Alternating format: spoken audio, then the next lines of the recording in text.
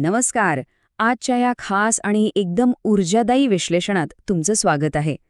आज आपण एका अशा विषयावर बोलणार आहोत जो थेट आपल्या मनाला भिडणारा आहे. आपण श्री स्वामी समर्थ तारक मंत्राचं सखोल विश्लेषण करणार आहोत. बघा, हा नुसता एखादा मंत्र नाहीये बरं का. आपल्या मनातली जी रोजची चिंता, भीती असते ना, त्याचं एका अढळ आणि परिपूर्ण शांततेत रूपांतर करणारी ही एक प्रचंड मोठी ताकद आहे. चला तर मग या मंत्रामागे नेमकं काय अर्थ दडलेला आहे आणि आपल्या रोजच्या धावपळीच्या आयुष्यात याचा कसा उपयोग होऊ शकतो हे आज आपण अगदी सोप्या भाषेत समजून घेऊया. आता सगळ्यात आधी एक विचार करूया. आजच्या या धकाधकीच्या आणि वेगाच्या जगात आपल्याला सतत कशाची तरी भीती वाटत असते, बरोबर? उद्या काय होईल या अज्ञाताची चिंता ही तर जणू एक मोठी समस्याच बनलीये. मग अशा वेळी आपलं मन खऱ्या अर्थाने आध्यात्मिक बळ कसं मिळवू शकतं हा प्रश्न नक्कीच पडतो. भीती ही अशी गोष्ट आहे जिचा सामना प्रत्येकाला करावाच लागतो. पण तुम्हाला माहितीये, या प्राचीन तारक मंत्रामध्ये या समस्येवर एक अतिशय सुंदर आणि मनाला एकदम शांत करणारा उपाय दडलेला आहे. तोच उपाय आपण आता टप्प्याटप्प्याने उलगडणार आहोत. चला सुरुवात करूया मंत्राच्या पहिल्या श्लोकापासून.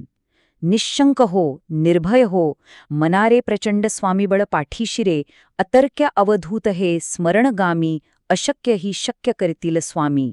या पहिल्याच ओळींमध्ये किती प्रचंड ताकद आहे बघा. हा श्लोक म्हणजे बाहेर कोणाला दिलेला उपदेश नाहीये, तर हा आपल्याच मनाला दिलेला एक थेट आणि स्पष्ट आदेश आहे. शंका आणि भीतीला पूर्णपणे हद्दपार करण्याचा हा एक अत्यंत प्रभावी मार्ग आहे. आता या श्लोकाचा थोडा बारकाईने विचार करूया. याचा सरळ अर्थ असा आहे की मनातल्या सगळ्या शंका आणि भीती काढून टाक, कारण स्वामींचं प्रचंड बळ आपल्या पाठीशी खंबीरपणे उभा आहे. पण यातला जो गूढ संदेश आहे ना, तो खूपच भारी आहे. तो म्हणजे जे आपल्या मानवी मनाला अशक्य वाटतं ते ईश्वरी शक्ती अगदी सहज शक्य करू शकते. आता आयुष्यात जेव्हा कठीण प्रसंग येतात, मार्ग सापडत नाही, तेव्हा हा श्लोक आपल्याला जबरदस्त आत्मविश्वास देतो. म्हणजे हा फक्त एक विचार नाहीये, तर संकटाशी दोन हात करण्याची एक भक्कम मानसिक तयारी आहे. ह्या पहिल्या श्लोकातली सगळ्यात रंजक गोष्ट कोणती असेल तर ती म्हणजे अतर्क्य अवधूत ही संकल्पना. हा शब्दप्रयोगच मुळी खूप शक्तिशाली आहे. अतर्क्य म्हणजे काय, तर ज्याचा आपण तर्कच लावू शकत नाही, जे आपल्या मानवी बुद्धीच्या आणि लॉजिकच्या पूर्णपणे पलीकडे आहे. ईश्वरी शक्ती किंवा त्यांचे खेळ हे आपल्या साध्या लॉजिकमध्ये बसणारे नसतात. आणि जेव्हा आपण हे खऱ्या अर्थाने समजून घेतो ना, की ईश्वरी आधार हा आपल्या मर्यादित बुद्धीच्या कितीतरी पटीने पुढे जाऊन काम करतोय, तेव्हा आपण खऱ्या अर्थाने निर्धास्त होतो. आता वळूया दुसऱ्या श्लोकाकडे.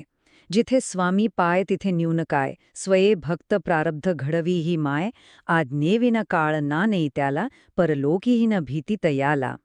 हा श्लोक आपल्याला ईश्वरी अस्तित्वात असलेली परिपूर्णता आणि संरक्षणाची जाणीव करून देतो. या ओळींमध्ये खरोखरच एक अफाट समृद्धी दडलेली आहे. विचार करा, जिथे साक्षात ईश्वराचा वास आहे तिथे कसलीही कमतरता कशी काय असू शकेल. हा एक विचारच मनाला किती अफाट शांतता देतो नाही का. या दुसऱ्या श्लोकाचं गूढ संदेश खऱ्या अर्थाने क्रांतिकारी आहे. जिथे स्वामींचं अस्तित्व आहे तिथे काहीही कमी नसतं, हे तर आपण पाहिलं. पण त्याहून मोठी गोष्ट म्हणजे ईश्वरी कृपा भक्ताचं प्रारब्ध म्हणजेच नशीबही बदलू शकते. इतकंच काय, या शक्तीच्या आज्ञेशिवाय काळ म्हणजेच साक्षात मृत्यूसुद्धा काही करू शकत नाही. आता आपल्या रोजच्या जगण्यात याचा काय उपयोग, तर हा श्लोक आपल्याला पूर्ण श्रद्धा आणि संपूर्ण समर्पणाची ताकद काय असते हे शिकवतो. जेव्हा आपण स्वतःला पूर्णपणे ईश्वरावर सोपवून देतो तेव्हा नियतीलाही नवीन वळण लागू शकतं. हा यामागचा खरा अर्थ आहे. आता आपण तिसऱ्या श्लोकावर आलो आहोत. हा श्लोक खऱ्या अर्थाने मनाला दिलासा देतो आणि नको त्या भीतीला पळवून लावतो. उगाची भीतोसी भय हे पळू दे, जवळी उभी स्वामी शक्ती कळू दे, जगी जन्ममृत्यू असे खेळ ज्यांचा, नको घाबरू तू असे बाळ त्यांचा.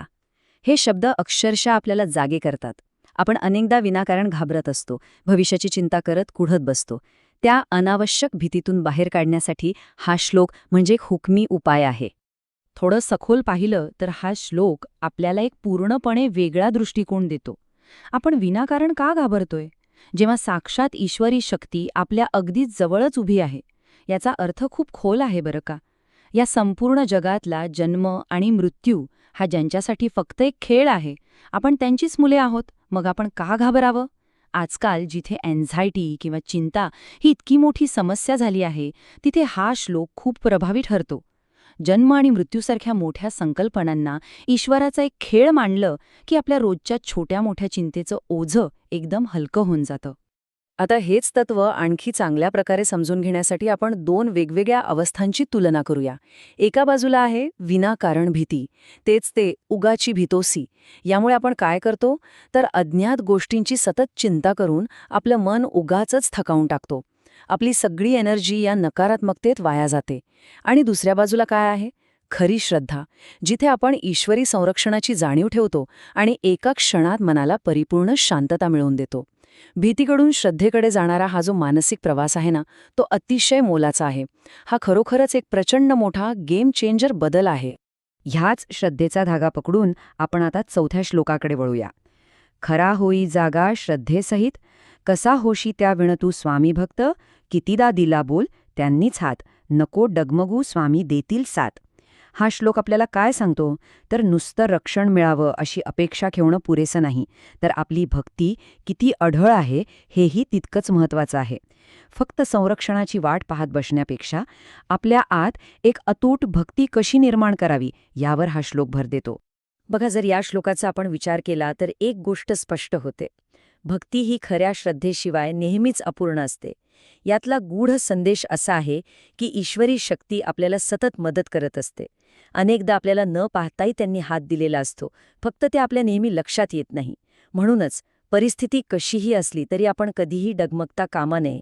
आपल्या रोजच्या आयुष्यात हा विचार एक प्रकारचं सातत्य आणि सखोल विश्वास निर्माण करतो. जेव्हा जेव्हा मनात शंका डोकावेल तेव्हा हा श्लोक एका ढालीसारखा आपल्या मदतीला उभा राहतो. आणि आता आपण पोहोचलो आहोत या मंत्राच्या अफाट अशा अंतिम श्लोकावर. विभूती नमन नाम ध्यानादी तीर्थ, स्वामीचं या पंचप्राणामृतात हे तीर्थ घेई आठवी रे, प्रचितीनं सोडी कदा स्वामी जय घेई हाती. हा पाचवा श्लोक केवळ फिलॉसॉफी किंवा तत्वज्ञान सांगत नाहीये, तर एक परिपूर्ण अशी दैनंदिन दिनचर्याच आपल्याला आखून देतो. एक असा नित्यक्रम जो आपला आध्यात्मिक संपर्क कधीही तुटू देत नाही. विचारांकडून थेट कृतीकडे नेणारा हा श्लोक खरोखरच मार्गदर्शक आहे. या श्लोकाचं व्यावहारिक महत्त्व अगदीच वेगळ्या लेव्हलचं आहे. ईश्वराचं नामस्मरण, ध्यान, नमन आणि विभूती हेच खऱ्या अर्थाने पवित्र तीर्थ आहे. ह्यातला गूढ संदेश आपल्याला पंचप्राणामृत या संकल्पनेकडे घेऊन जातो. हे जीवनाचे 5 मूलभूत आधार आहेत.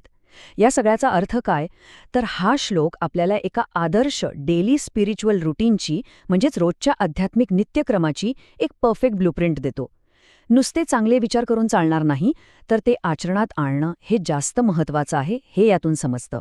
मगाशी आपण जो पंचप्राणामृत हा शब्द ऐकला तो अतिशय खास आणि सखोल आहे. 5 महत्त्वाची अमृते किंवा जीवनाचे मूलभूत आधार जे सततच्या स्मरणातून आणि उपासनेतून आपल्याला टिकवून ठेवता येतात.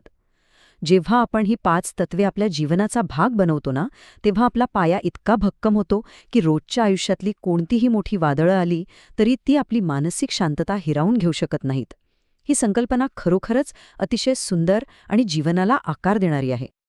आता या संपूर्ण मंत्राचा जर आपण सारांश काढला तर आपल्याला 5 अतिशय साध्या पण जबरदस्त शक्तिशाली गोष्टी शिकायला मिळतात. पहिली गोष्ट, मनातली सर्व भीती आत्ताच्या आत्ता पूर्णपणे सोडून द्या. दुसरी, ईश्वरी शक्तीवर अतूट आणि 100% विश्वास ठेवा. तिसरी, आयुष्यात जशा घटना घडत आहेत तशा त्या स्वीकारायला शिका. चौथी, स्वतःच्या आतली श्रद्धा सतत मजबूत करत राहा. आणि पाचवी, ईश्वराचं नामस्मरण कधीही थांबवू नका. हे 5 साधे नियम कोणीही आपल्या धावपळीच्या रुटीनमध्ये अगदी सहज बसवू शकतं आणि एका वेगळ्या सकारात्मक ऊर्जेचा अनुभव घेऊ शकतं. सरतेशेवटी आपण या विश्लेषणाच्या अगदी शेवटाकडे आलो आहोत आणि इथे खूप विचार करायला लावणारा प्रश्न उभा राहतो. जर खऱ्या अर्थाने जीवन आणि मृत्यू हा केवळ एक ईश्वरी खेळ असेल तर हे मोठं सत्य स्वीकारल्यामुळे आपले रोजचे निर्णय आणि आपली आतली शांतता कशा प्रकारे बदलून जाईल. जरा विचार करून बघा. जर मानवाच्या सगळ्यात मोठ्या भीतीलाच आपण फक्त एक खेळ म्हणून पाहू शकलो तर या रोजच्या छोट्या मोठ्या चिंतांना काय अर्थ उरतो? काहीच नाही. याच एका शक्तिशाली आणि ऊर्जा देणाऱ्या प्रश्नासोबत आपण आज इथे थांबूया. यावर नक्की विचार करा. पुन्हा भेटूया. धन्यवाद.